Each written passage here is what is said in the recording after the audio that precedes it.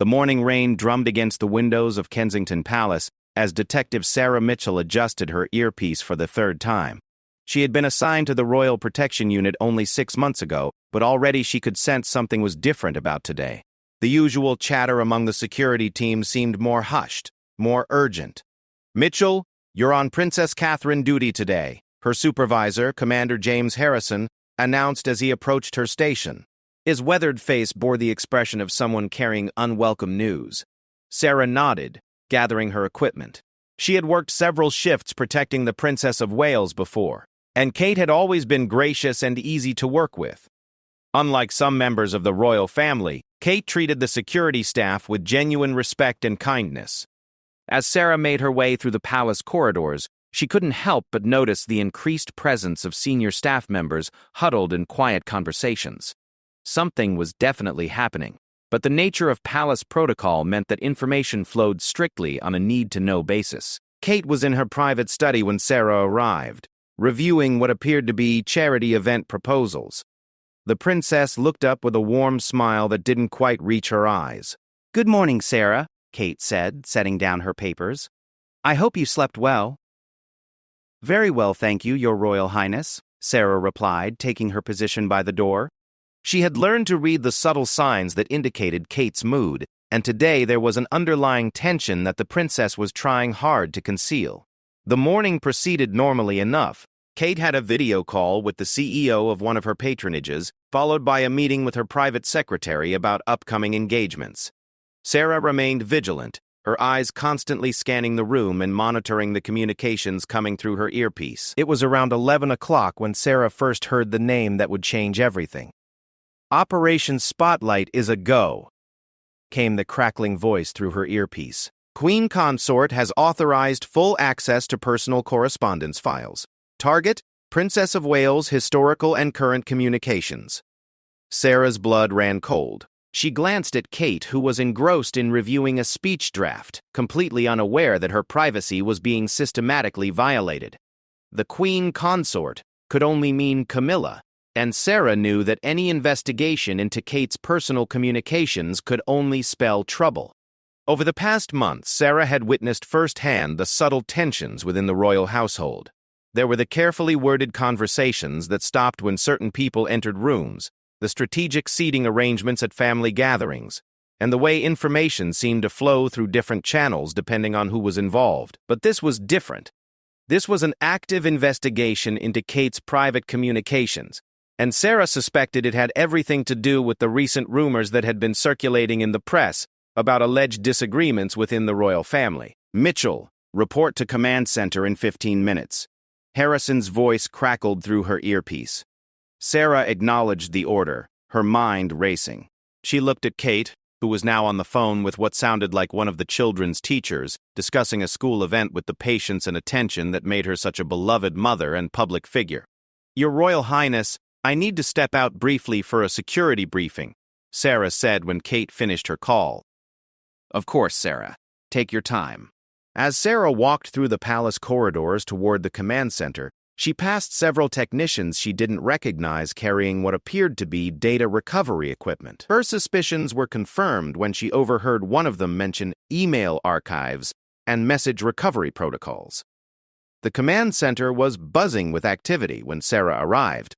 Multiple screens displayed what appeared to be file directories and communication logs. Commander Harrison stood at the center of it all, coordinating with several officials Sarah didn't recognize. "Mitchell," Harrison called her over. "You're being reassigned temporarily. We need you to assist with document review and classification." "What kind of documents, sir?" Harrison's expression was grave.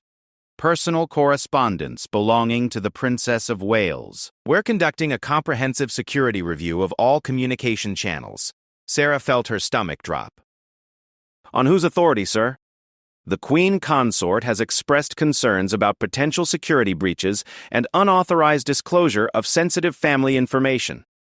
We've been tasked with conducting a thorough investigation." The pieces began falling into place for Sarah. The recent tabloid stories about tensions between Kate and other family members, the speculation about Kate's influence on royal decisions, and now this invasive investigation. It was becoming clear that someone was trying to find evidence to use against Kate. Sir, with respect, shouldn't the Princess of Wales be informed about this investigation into her personal communications? Harrison's jaw tightened. The investigation is being conducted with full legal authority. The princess will be briefed when appropriate. But Sarah could see in his eyes that he wasn't comfortable with the situation either. Like many in the protection unit, Harrison had developed genuine respect and affection for Kate over the years.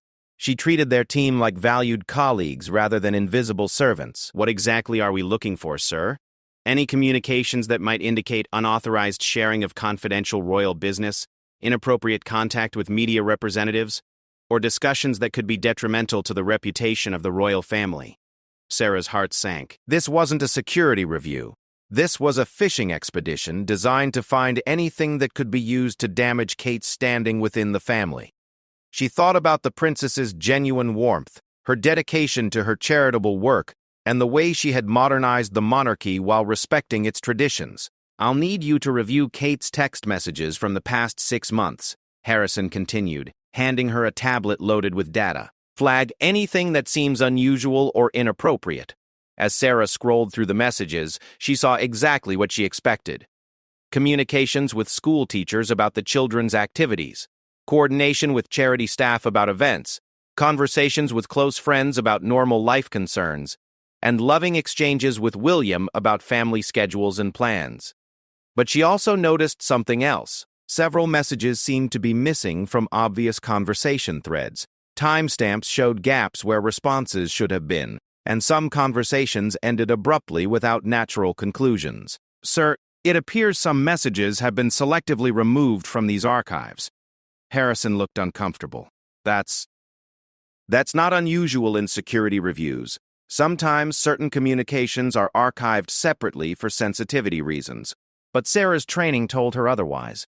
Someone had already been through these communications and removed anything that might contradict the narrative they were trying to build. The investigation wasn't just invasive, it was being manipulated. Over the next several hours, Sarah was forced to participate in what felt increasingly like a violation of Kate's privacy and dignity. She reviewed emails that showed Kate's genuine concern for struggling families during economic hardship, text messages where she worried about how to best support William during stressful periods, and voice recordings where she practiced speeches to ensure she communicated effectively with the public. None of it revealed anything inappropriate or damaging to the royal family. In fact, it painted a picture of someone who took her responsibilities seriously and approached them with intelligence, compassion, and integrity. But Sarah noticed that certain investigators seemed disappointed by the lack of incriminating evidence. There were whispered conversations about expanding the search parameters and accessing archived communication platforms. Mitchell, one of the senior investigators, called her over. We need you to access the princess's personal devices directly. We have authorization to conduct a comprehensive digital forensics review. Sarah's training had taught her to follow orders without question, but something fundamental inside her rebelled against this request. Sir, that would require accessing the princess's personal phone and computer while she's using them. How exactly do we... You'll create a pretext to examine her devices for a routine security update. The technical team will handle the rest.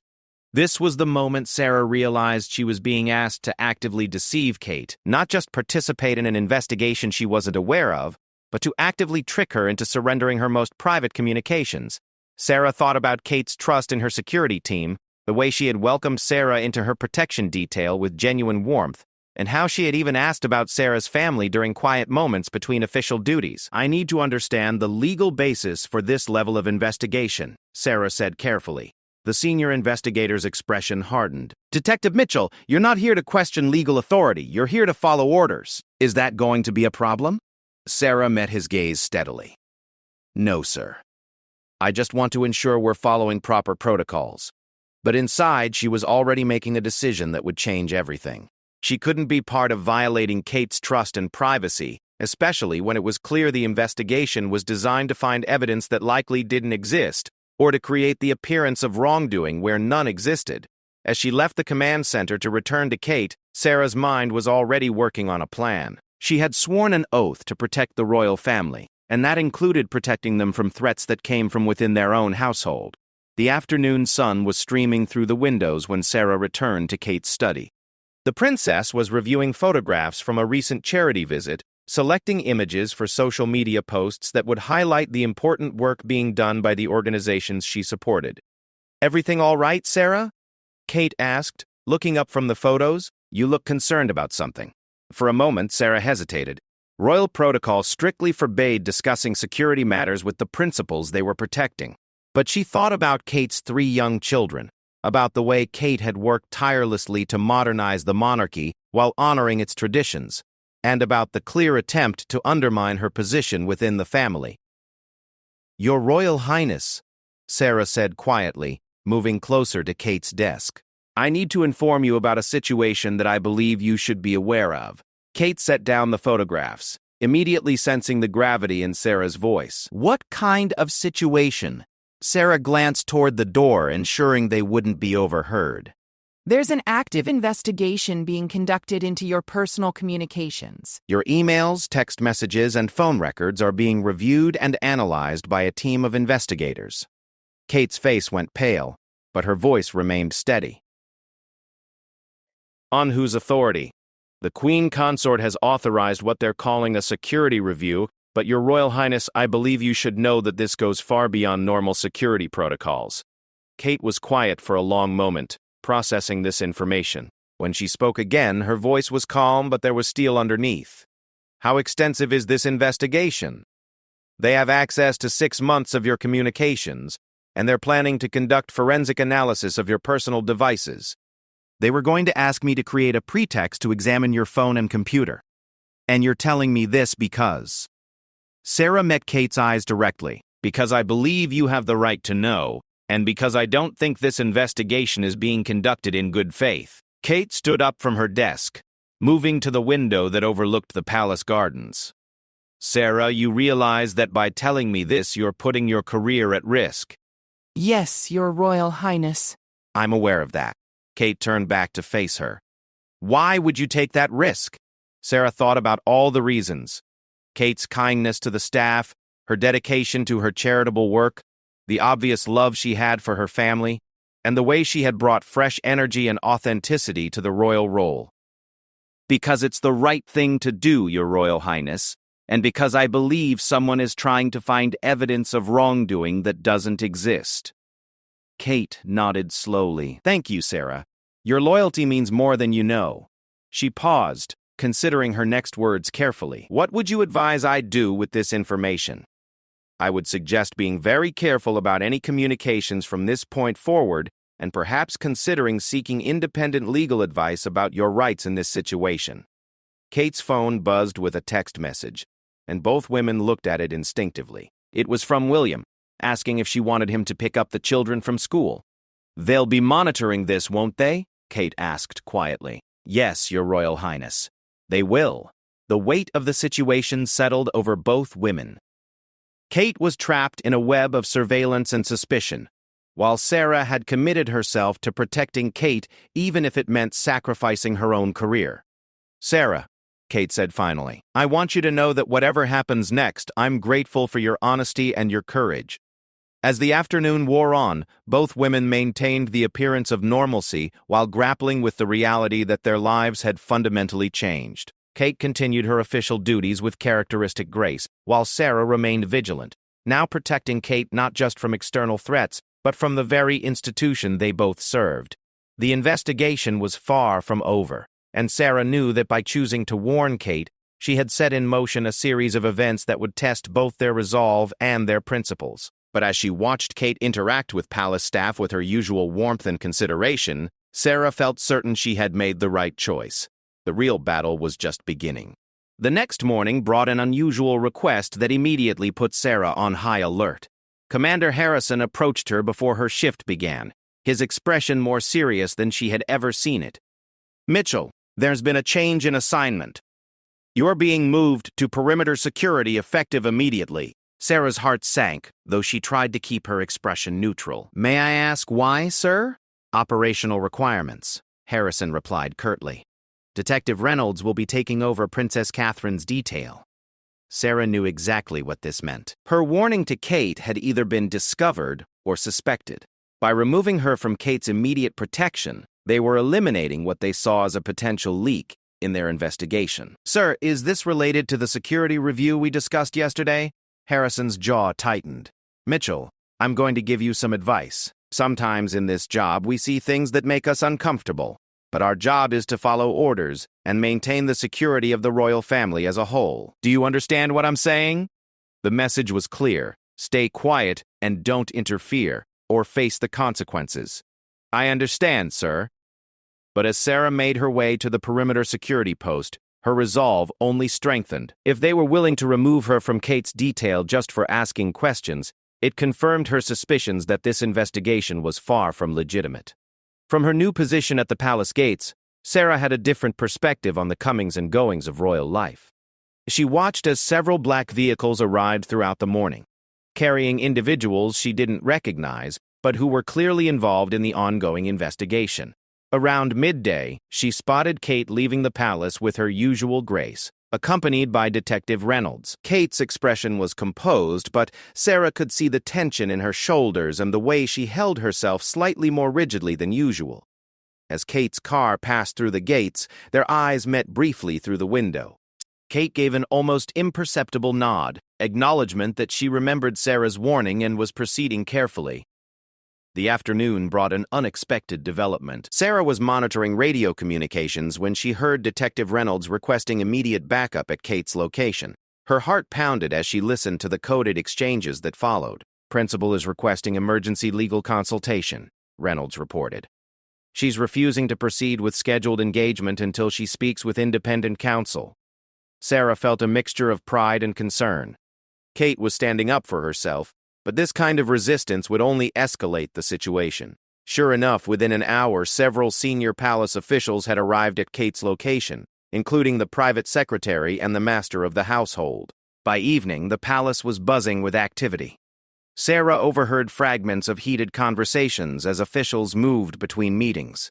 The investigation that was supposed to be discreet and routine was becoming a public relations crisis within the royal household itself. "The princess is being unreasonable," she heard one official tell another as they passed her post. "She's acting like she has something to hide." Sarah wanted to shout that Kate was simply protecting her legitimate right to privacy, but she remained silent and alert at her post. Late that evening, as Sarah was preparing to end her shift, she received an unexpected visitor. Kate's personal secretary, Amanda Walsh, approached the security checkpoint with an unusual request. "Detective Mitchell, Her Royal Highness has asked if you might be available for a brief consultation regarding security protocols." Sarah's pulse quickened. She knew this wasn't really about security protocols, but she also knew she was being watched carefully by her supervisors. "I would need to clear that with command," Sarah replied carefully. "Of course." The meeting would be entirely official and properly documented. 20 minutes later, Sarah found herself in a small conference room in the administrative wing of the palace. Kate entered a few minutes after her, accompanied by Amanda and looking more determined than Sarah had ever seen her. "Detective Mitchell," Kate began formally, "I wanted to thank you for bringing certain security concerns to my attention yesterday." Sarah nodded, understanding that their conversation was likely being recorded. "I've since consulted with legal counsel about these matters," Kate continued. "It appears that while the investigation being conducted is technically authorized, there are significant questions about its scope and the methods being employed." Kate placed a folder on the table between them.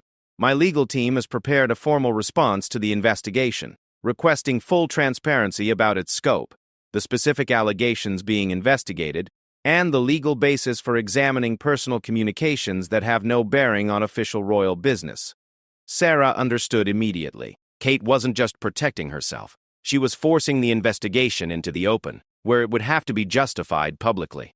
"Your Royal Highness, how can I assist with this matter? I need to understand exactly what information has been accessed, and I need to ensure that any evidence gathered is being handled according to proper legal protocols." Kate's voice was steady but determined. "I'm told you were present during parts of the investigation." This was the moment Sarah had to choose between her career and her principles. She looked at Kate, the woman who had always treated her with respect and kindness, who worked tirelessly for charitable causes, and who was now being subjected to what appeared to be a fishing expedition designed to find fault with her conduct. Your Royal Highness, I was present during the initial phases of the document review. Based on what I observed, I believe you should be aware that the investigation appears to be focused on finding evidence of inappropriate communications or unauthorized disclosures. And did the investigation find any such evidence? Sarah met Kate's eyes directly. In my observation, all communications I reviewed appeared entirely appropriate and consistent with your official duties and personal relationships. Kate nodded. Yet the investigation is continuing and even expanding in scope. That is my understanding, yes. Amanda leaned forward slightly. Detective Mitchell, were you present when investigators discussed accessing the princess's personal devices? Sarah hesitated, knowing this question would directly implicate her in revealing operational details. But Kate's steady gaze reminded her why she had chosen to speak up in the first place. Yes, I was present during discussions about conducting forensic analysis of personal devices. The plan was to create a pretext for accessing these devices during routine security updates. Kate's expression hardened. Without my knowledge or consent. That was my understanding of the plan, yes. The room fell silent as the implications sank in. Kate was being subjected to covert surveillance that went far beyond any reasonable security review, and it was being done without her knowledge or consent. Detective Mitchell, Kate said finally, I want you to know that I don't take lightly the position you've put yourself in by providing this information. Your integrity and courage are noted and appreciated. Over the following days, the palace became a battleground of legal maneuvering and political positioning. Kate's formal challenge to the investigation had forced all parties to clarify their positions and justify their actions.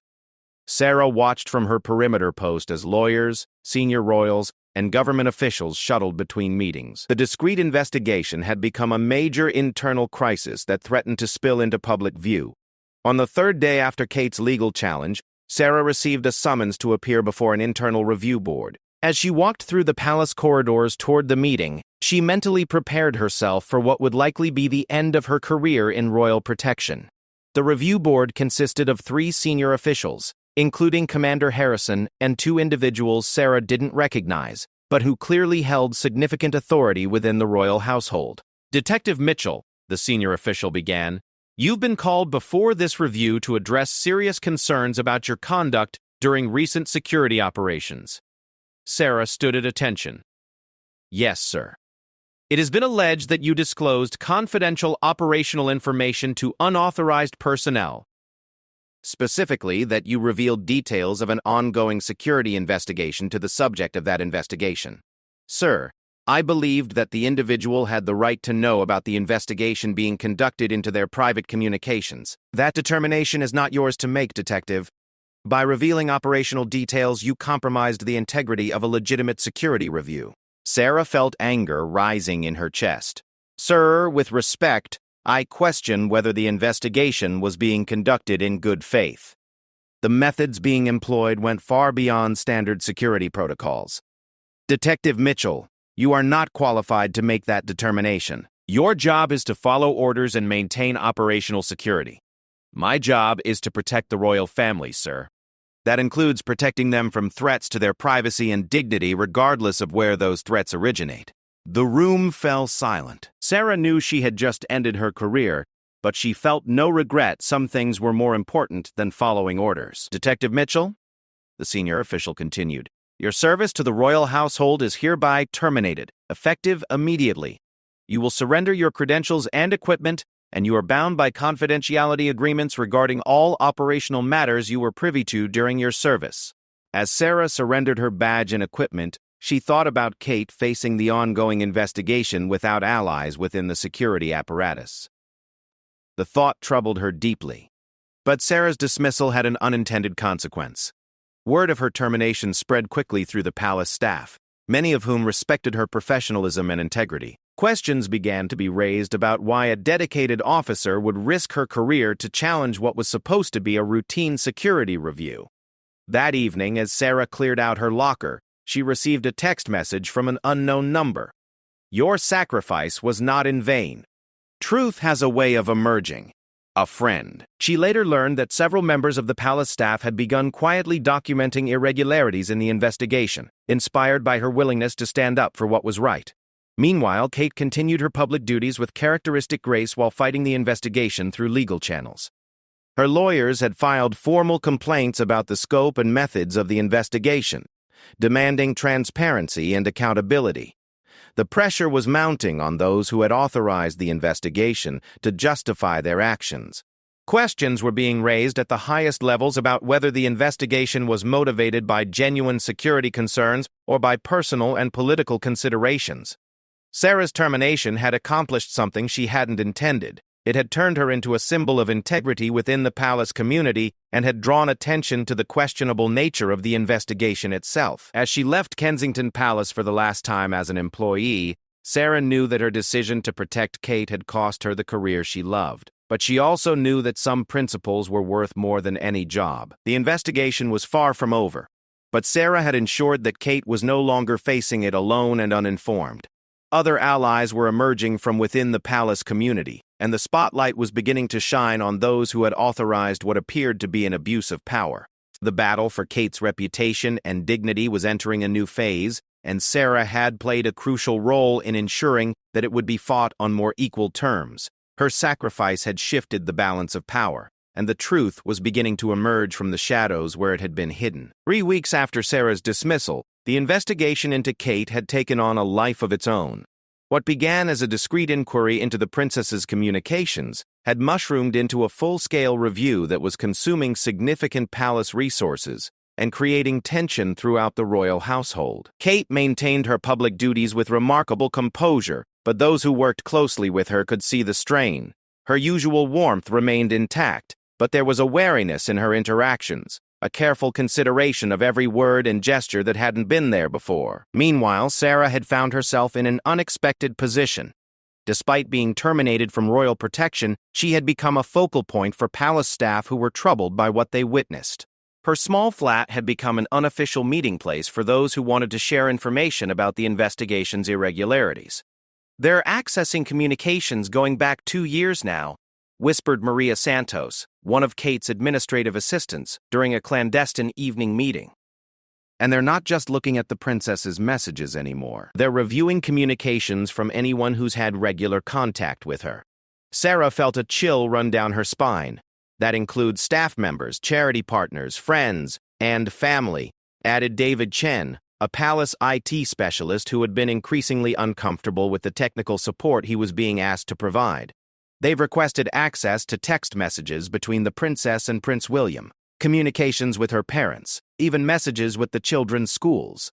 The scope of the investigation had expanded far beyond what could reasonably be justified as a security review. It was becoming a comprehensive surveillance operation targeting not just Kate, but her entire personal network. "There's something else," David continued, glancing nervously around Sarah's small living room. "They've installed monitoring software on the princess's personal devices. Every email, every text message, every phone call is being recorded and analyzed in real time." Sarah's anger flared. "That's completely beyond any reasonable security protocol. What legal authority are they claiming for that level of surveillance?" Maria pulled out a folder she had been carrying. "That's just it. I've been trying to find the actual authorization documents, and they're being kept in a restricted file that even senior staff don't have access to. Whatever legal basis they're claiming, they're not sharing it widely." The implications were staggering. Kate was being subjected to total surveillance while being kept in the dark about the extent of the monitoring. Every aspect of her private life was being scrutinized, recorded, and analyzed. "We need to find a way to get this information to the princess," Sarah said. "She has the right to know what's being done to her." But David shook his head. "They've assigned Detective Reynolds as her permanent security detail, and he reports directly to the investigation team. Any attempt to communicate with the princess is being monitored and reported." Sarah realized that Kate was effectively isolated, surrounded by people who were loyal to the investigation rather than to her. The very security apparatus that was supposed to protect her had been turned into a surveillance operation against her.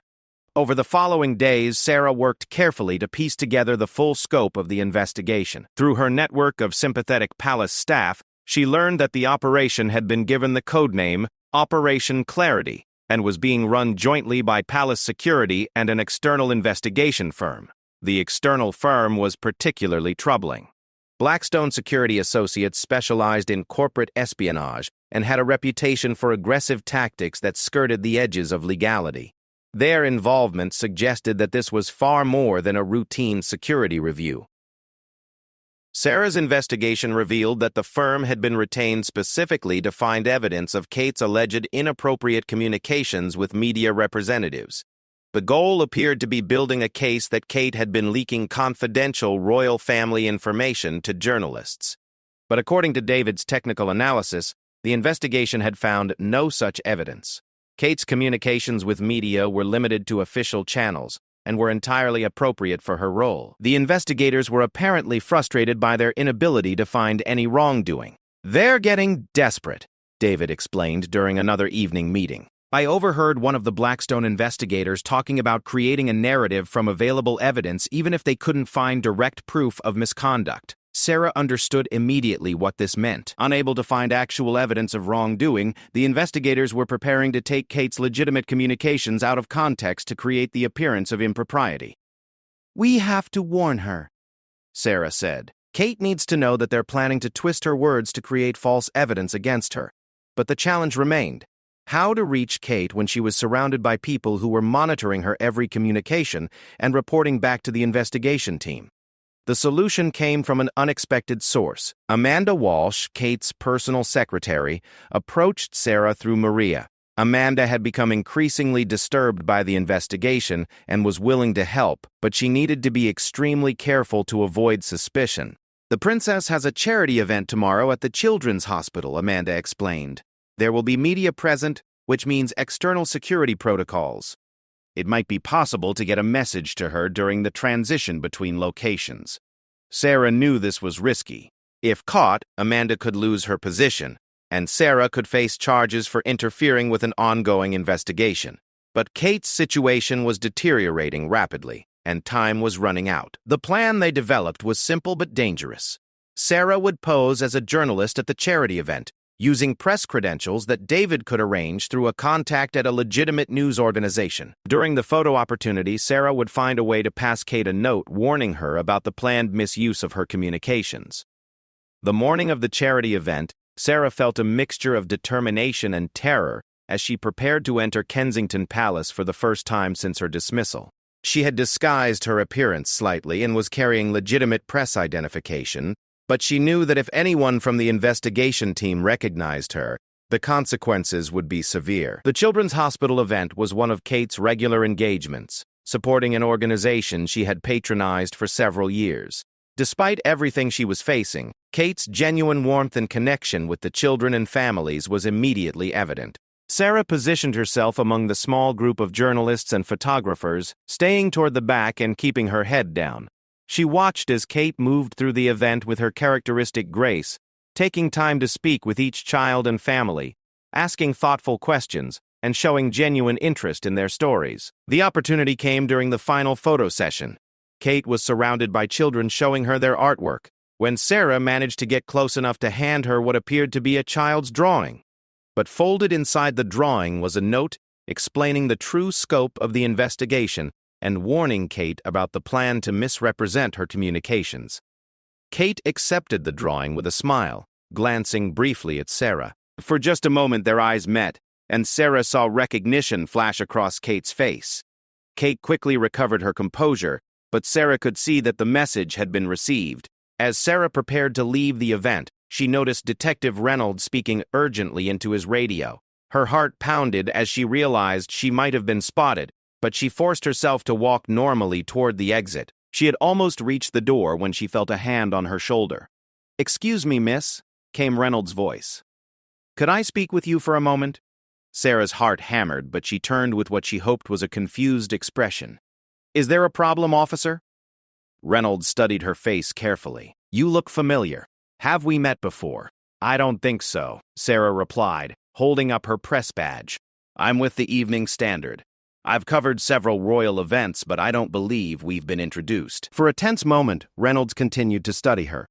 Sarah could see the uncertainty in his eyes. He suspected something, but wasn't quite sure what. Perhaps I'm mistaken, Reynolds said finally. Have a good day, miss. As Sarah left the palace grounds, she knew her cover had been blown. Reynolds might not have been certain of her identity at the moment, but it wouldn't take long for him to figure out who she was.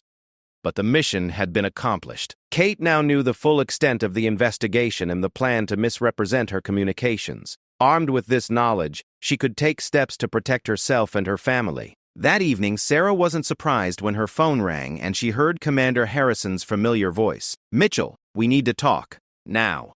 An hour later, Sarah sat across from Harrison in a coffee shop near her flat. His expression was a mixture of anger and grudging respect. "That was incredibly stupid, Mitchell. And incredibly brave." Sarah met his gaze steadily. "Someone had to warn her, sir. What they're doing to the princess is wrong."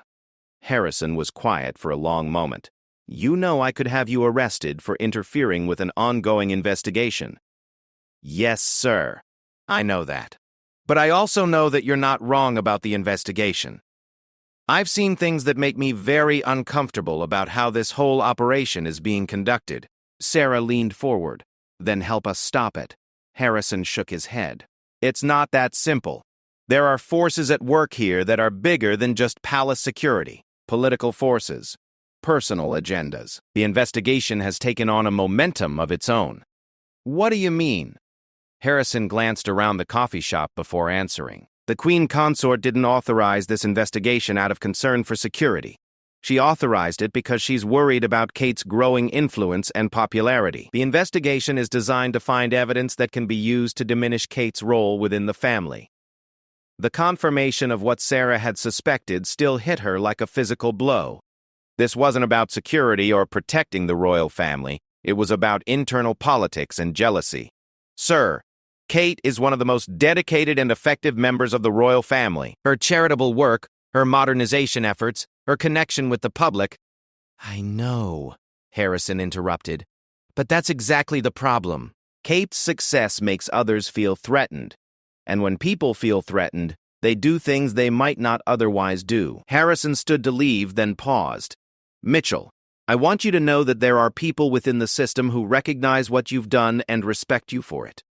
But I also want you to be very careful. The investigation team knows you were at the charity event today, and they're not going to let you interfere again." As Harrison left, Sarah realized that the battle was far from over.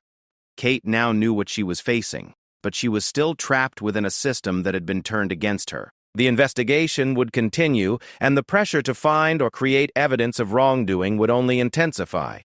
But Sarah also knew that Kate was not facing this alone anymore. A network of supporters was forming within the palace, people who were willing to risk their positions to protect her. The truth about the investigation was beginning to emerge, and with it came the possibility that justice might ultimately prevail. The question was whether they could expose the truth before the investigation succeeded in destroying Kate's reputation and position within the royal family. The morning after Sarah's encounter with Detective Reynolds at the charity event, Kate made a decision that would fundamentally change the trajectory of the investigation. Armed with the information Sarah had provided about the true scope of the surveillance, Kate requested an emergency meeting with Prince William and King Charles. The meeting took place in the king's private study at Clarence House, away from the electronic surveillance that Kate now knew surrounded her at Kensington Palace. William arrived first, his face grave with concern for his wife. Charles followed shortly after, looking every bit the monarch who was beginning to understand that his family was facing a serious internal crisis. "Father," Kate began, her voice steady despite the magnitude of what she was about to reveal, "I need to inform you both about an investigation being conducted into my personal communications and activities. An investigation that I believe goes far beyond any reasonable security measures." Charles leaned back in his chair, his expression shifting from surprise to something much darker. "What kind of investigation, Catherine?"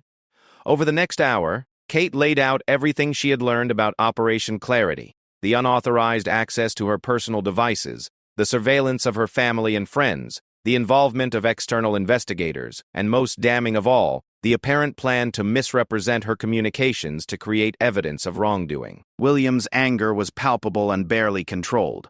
"They're spying on our children's schools? On your conversations with our family?" "According to the information I've received, yes." "And William, They've accessed our private messages to each other." Charles was silent for a long moment, processing the implications. When he finally spoke, his voice carried the full weight of royal authority. "Who authorized this investigation?" Kate met his eyes directly. "I'm told it was authorized by the Queen Consort." The silence that followed was deafening. Charles understood immediately what this meant. His wife had authorized a surveillance operation against his daughter-in-law without his knowledge or consent. The implications for family unity and trust were staggering. "Father," William said quietly, "this goes beyond a family matter. If what Catherine is telling us is true, then the very people we trust to protect us are violating our privacy and potentially our legal rights." Charles nodded grimly. "I need to see the authorization documents for this investigation. All of them. And I want a full accounting of what information has been accessed and by whom." But when Charles requested the documents through official channels, he was told that the investigation files were classified and could only be accessed by those directly involved in the operation. Even the king was being denied transparency about an investigation targeting a senior member of his own family. This bureaucratic stonewalling only confirmed that something was seriously wrong with the investigation. Charles made a decision that would have far-reaching consequences. He ordered his own independent review of Operation Clarity to be conducted by his most trusted legal advisors. Meanwhile, Sarah's network of palace allies continued to gather information about the investigation's irregularities. David Chen had made a particularly disturbing discovery while performing routine maintenance on the palace computer systems. "They're not just monitoring the princess's current communications," he explained to Sarah during one of their clandestine meetings. "They've hired forensic data recovery specialists to retrieve deleted messages and files going back several years." Sarah felt sick. Looking for what? Anything that could be interpreted as inappropriate contact with media, disagreements with other family members, or criticism of royal protocols. But here's the thing. Most of the recovered data is from normal family conversations and official business. They're taking completely innocent communications out of context. Maria Santos had additional disturbing news. "I've seen some of the preliminary reports being prepared. They're building a narrative that the princess has been systematically undermining royal traditions and using her media relationships to promote her own agenda at the expense of other family members." The picture that emerged was of an investigation that had abandoned any pretense of objectivity.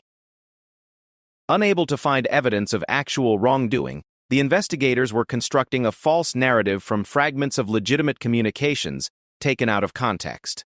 Sarah knew they needed concrete evidence of this misconduct to expose what was happening. "David, is there any way to access the actual investigation files? We need proof of how they're misrepresenting the communications." David was hesitant. "That would mean hacking into secured palace systems. If I'm caught, it's not just my job. I could face criminal charges." "I understand the risk," Sarah said. "But Kate's reputation and possibly her future role in the royal family are at stake. They're manufacturing evidence against her." After much internal debate, David agreed to attempt to access the investigation files. Working late one evening when the palace was mostly empty, he managed to penetrate the secured network and copy key documents from Operation Clarity. What they discovered was even worse than they had imagined. The investigation files contained detailed psychological profiles of Kate, speculating about her motivations and character based on cherry-picked communications. There were plans to leak selective information to media outlets to damage her reputation. Most shocking of all, there were discussions about using the fabricated evidence to pressure Kate into reducing her public role and influence within the royal family. "This isn't an investigation," Sarah said as they reviewed the stolen documents. "It's a coordinated attack designed to neutralize Kate as a threat to certain people's power and influence." The evidence was damning, but getting it to the right people without exposing David's role in obtaining it would be challenging. They needed a way to legitimately reveal what they had discovered. The opportunity came sooner than expected. Charles's independent legal review was beginning to uncover serious irregularities in the authorization and conduct of Operation Clarity. When his lawyers requested specific documentation from the investigation team, they were met with delays and incomplete responses. Amanda Walsh, Kate's personal secretary, had maintained her position despite the intense scrutiny surrounding Kate. She had become a crucial conduit for information between Kate's supporters and the independent legal team. The king's lawyers need concrete evidence of misconduct, Amanda explained to Sarah during a careful conversation in St. James's Park. They suspect the investigation is improper, but they need proof to take action. Sarah made the difficult decision to provide selected documents from David's cache to the legal team, carefully obscuring their source. The evidence of manufactured accusations and planned character assassination was overwhelming. Within days of receiving this evidence, Charles took decisive action. He issued a direct order suspending Operation Clarity pending a full legal review of its authorization and methods. The investigation team was ordered to preserve all evidence and cease all active surveillance immediately. The response from Camilla was swift and defensive. She requested an emergency meeting with Charles, arguing that the investigation was necessary for royal family security and that suspending it would send the wrong message about accountability within the family. But Charles had seen enough evidence to understand what was really happening. Camilla, he said during their private meeting, this investigation was not about security. It was about personal animosity and political positioning within our family. That ends now. The suspension of Operation Clarity created chaos within the palace hierarchy. Investigators from Blackstone Security Associates were escorted from the premises, their access to royal communications immediately revoked. Detective Reynolds was reassigned, and Commander Harrison was tasked with conducting a security review of the entire protection operation. But the damage from the investigation was far from over. Word of the surveillance operation had begun to leak beyond the palace walls, creating a potential public relations disaster. If the full extent of the spying became public, it would reveal deep divisions within the royal family and raise serious questions about privacy and abuse of power. Kate faced a difficult decision. She could pursue full legal action against those who had authorized and conducted the investigation, potentially exposing the entire scandal to public scrutiny. Or she could accept a private resolution that protected the family's reputation but might allow similar abuses to occur in the future. William was adamant that they should pursue every legal avenue. Catherine, they violated your privacy, spied on our children, and tried to manufacture evidence against you. They need to be held accountable. Kate understood his position, but she also understood the broader implications. If this becomes a public scandal, it damages not just those who wronged us, but the entire institution of the monarchy. The children will grow up with this as part of their legacy. Charles found himself in an impossible position. As king, he needed to ensure justice was done and prevent future abuses. As a father and grandfather, he wanted to protect his family from further trauma. As head of the monarchy, he needed to preserve the institution's reputation and stability. The internal legal review revealed the full extent of the misconduct. Operation Clarity had exceeded its authorization from the beginning, had violated numerous privacy laws, and had been conducted with clear bias against Kate. The evidence of planned character assassination was particularly damaging to those who had authorized and directed the investigation. Sarah watched these developments from the outside, knowing that her warning to Kate had set in motion events that were reshaping the power dynamics within the royal family. She had lost her career but had succeeded in protecting Kate from a coordinated attack on her reputation and position. The investigation into Kate had been exposed as the abuse of power it truly was. But the final resolution of this crisis would depend on decisions being made at the highest levels of the royal family. Decisions that would determine not just Kate's future, but the future integrity of the monarchy itself. The battle that began with Sarah's simple act of conscience had evolved into a constitutional crisis that challenged the very foundations of how the royal family policed itself and protected its members from internal threats. The outcome would set precedents for generations to come. 2 months after the suspension of Operation Clarity, the royal family faced a reckoning that would reshape relationships and protocols for years to come. The internal legal review had concluded its investigation, and its findings were more damaging than even Kate's supporters had anticipated. The report, classified at the highest levels, revealed systematic abuse of surveillance powers, deliberate misrepresentation of innocent communications, and a coordinated effort to undermine Kate's position within the royal family. Most shocking was the discovery that external political consultants had been involved in planning how to use any negative findings to influence Kate's public role. Charles convened a private family meeting at Balmoral, away from the London palaces where the investigation had taken place. Present were William, Kate, Camilla, and senior advisors, including the private secretary and the master of the household. The atmosphere was tense with unspoken recriminations and wounded trust. The legal review has confirmed serious misconduct in the investigation authorized against Catherine. Charles began, his voice carrying the weight of a monarch dealing with a constitutional crisis within his own family. The methods used were illegal, the scope was unauthorized, and the intent was clearly malicious. Camilla's face was pale but defiant. I authorized what I believed was a necessary security review. If mistakes were made in its execution, that's a matter for the security services to address. Camilla, William interjected, his voice tight with controlled anger. This wasn't a security review. It was a surveillance operation designed to find or create evidence against my wife. Our private conversations were monitored, our children's communications were accessed, and you authorized external investigators to analyze Catherine's character and motivations. The tension in the room was palpable. Kate remained composed, but there was steel in her voice when she finally spoke. The investigation violated not just my privacy, but the privacy of everyone close to me. My parents, my siblings, my friends, and most importantly, our children, were all subjected to surveillance without justification. Charles placed the legal report on the table between them. The findings are clear. The investigation exceeded any reasonable interpretation of security protocols. It violated multiple privacy laws, and it was conducted with clear bias and malicious intent. The question now was what consequences would follow. The legal advisors had presented several options, ranging from internal disciplinary measures to potential criminal referrals for those involved in the most egregious violations. I want to know who else was involved, Kate said quietly. The investigation didn't just happen. It was planned, funded, and executed by multiple people within our own household and external organizations. I want accountability for all of them. Over the following days, a comprehensive review was conducted of everyone involved in Operation Clarity. The findings revealed a network of individuals within the palace hierarchy who had participated in or enabled the investigation, many of whom had acted out of misplaced loyalty or career advancement rather than genuine security concerns. Detective Reynolds was found to have knowingly participated in unauthorized surveillance and was immediately dismissed from royal protection duties.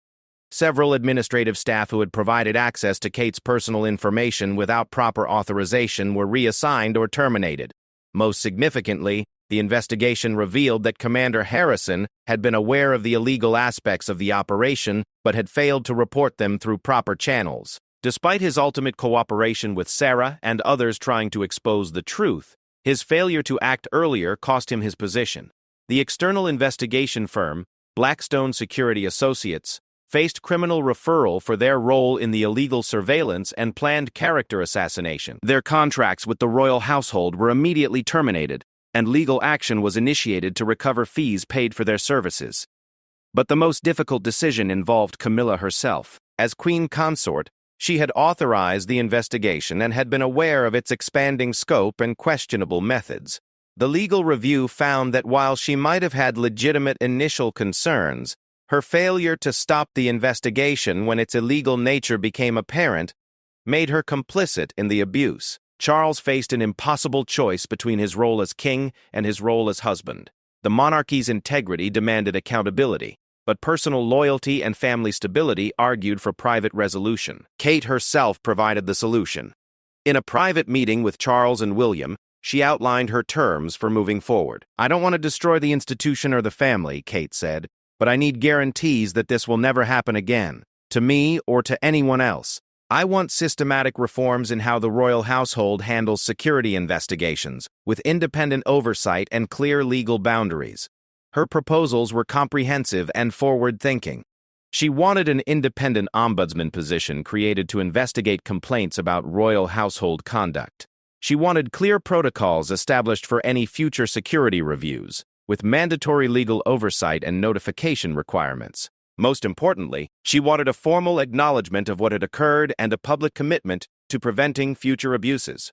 Charles recognized the wisdom in Kate's approach. Rather than seeking personal revenge, she was pushing for institutional reforms that would strengthen the monarchy and protect future generations. The resolution that emerged was unprecedented in its scope and transparency. Camilla issued a formal apology to Kate, acknowledging that the investigation had exceeded its mandate and had caused unjustifiable intrusion into Kate's privacy. She also announced her support for the institutional reforms Kate had proposed. More significantly, Charles announced the creation of the Royal Household Standards Commission, an independent body with the authority to investigate complaints about the conduct of royal household staff and operations. The commission would have legal expertise and would report annually to Parliament on its activities. Sarah watched these developments from her new position with a private security firm, where her integrity and courage had earned her rapid advancement despite the controversy surrounding her dismissal from royal protection. She felt vindicated knowing that her decision to warn Kate had ultimately led to meaningful reforms that would protect future members of the royal family. But the personal cost of the investigation continued to reverberate.